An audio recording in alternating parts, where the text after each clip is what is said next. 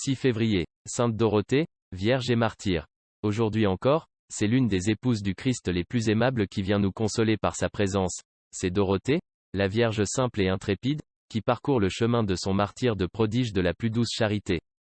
Seule la religion du Christ peut produire chez les femmes timides, comme la sainte d'aujourd'hui, une énergie qui surpasse parfois celle des plus vaillants martyrs parmi les hommes. C'est ainsi que notre Seigneur glorifie son pouvoir infini, en écrasant la tête de Satan avec ce qui est par nature si faible. L'inimitié mise, par Dieu, entre la femme et le serpent, Genèse 3h15, se manifeste à jamais dans ces sublimes actes des martyrs, où l'ange rebelle est vaincu par un ennemi, qu'il savait faible, et donc méprisé de craindre, mais cette faiblesse même, qui a fait de sa victoire la plus grande, a fait sa l'humiliation la plus amère. Certes, une telle histoire doit lui avoir appris à quel point il est un ennemi puissant chez une chrétienne, et nous, qui pouvons nous vanter d'avoir tant d'héroïnes parmi les ancêtres de notre sainte foi, devons chérir leur mémoire et nous confier à leur protection, car leur intercession est puissante auprès de lui pour laquelle ils sont morts. L'une des plus nobles d'entre elles vient à nous aujourd'hui. Célébrons sa victoire, et méritons son patronage. Les leçons données dans le bréviaire dominicain sont tellement plus complètes que la légende de la liturgie romaine, que nous n'avons pas hésité à les insérer ici. La Sainte Vierge Dorothée, de Césarée en Cappadoce, a été appréhendée par Apphicos, le gouverneur de cette province, parce qu'elle professait la foi du Christ. Elle a été confiée à ses deux sœurs, Christa et Callista, qui avaient apostasié de la foi, et seraient en mesure d'ébranler la constance résolue de Dorothée. Mais elle les a ramenés à la foi, pour laquelle ils ont été brûlés vifs dans un chaudron. Le gouverneur a ordonné que Dorothée soit hissée sur le rack, et elle lui a dit, alors qu'elle était couchée dessus, « Jamais de ma vie je n'ai ressenti une telle joie, comme je le fais aujourd'hui. » Ensuite, le gouverneur a ordonné au bourreau de brûler ses flancs avec des lampes allumées, de la battre pendant très longtemps au visage, et finalement de la décapiter avec l'épée. Alors qu'elle était conduite sur le lieu de l'exécution, elle a dit, « Je te rends grâce, ô toi l'amant de nos âmes, de m'appeler à ton paradis. » Théophile, l'un des officiers du gouverneur, entendant ces paroles, rit et lui dit, « Écoutez-moi, épouse de Christ.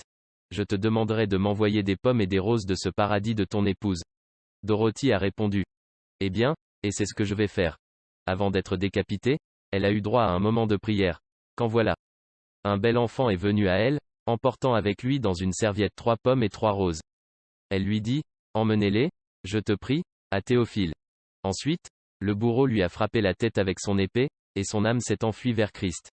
Alors que Théophile racontait en plaisantant à ses semblables la promesse que lui avait faite Dorothée, il voit un garçon lui apporter dans une serviette 3 fines pommes, et 3 plus belles roses, qui, comme il leur a donné, a dit, « Voici. La très sainte Vierge Dorothée t'envoie, comme elle l'a promis, ces cadeaux du paradis de son époux. » Théophile était à côté de lui-même avec surprise, car c'était février, et le gel le plus vif, mais prenant les cadeaux, il s'écria, « Le Christ est vraiment Dieu. » Il a ouvertement professé la foi chrétienne, et a courageusement souffert pour elle un martyre des plus douloureux. Les missels et bréviaires du Moyen-Âge contiennent plusieurs pièces en l'honneur de sainte Dorothée. Ce qui suit est celui qui a été utilisé en Allemagne et qui convient le mieux à la saison de la Septuagésime.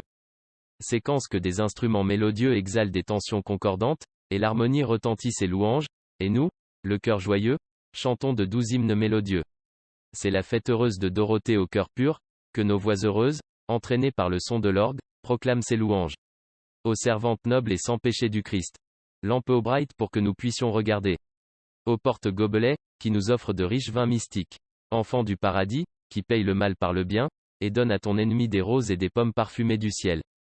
Tu conduis la vie d'un ange, et tant que tu es dans la chair, tu ne vis pas selon la chair, méprisant d'être le conjoint de l'homme, parce que fiancé à Christ. Tu es aussi son martyr, piétinant les dieux païens, et, donnant foi aux infidèles, tu les convertis de la folie à la sagesse. Rose parfumée rouge, rien ne peut nuire à ta beauté. Fabricius peut menacer ce qu'il énumère, tu as un cœur assez courageux pour tous. Chaîne et prison, étagère et buffet, tu souffres tous, pourtant innocents, ne méritant aucun. Des hommes méchants, dont les espoirs étaient tournés vers le mal, ont battu ton visage rayonnant, car tu oses leur enseigner la parole de Dieu. Mais ils pouvaient augmenter leur torture, aussi vifs et meurtriers qu'ils étaient. Alors furieusement, ils brûlent ta poitrine innocente. Ô saint martyr, nous te supplions, nous protégeons, nous craignons le péché et nous prions pour que le temps nous soit accordé pour le vrai repentir. Gentille Vierge, priez pour nous, que nos péchés soient purifiés, que notre âme soit nourrie de grâce, que notre vie soit bien réglée, afin que nous ne soyons pas condamnés pour négligence par la redoutable loi de justice de Dieu.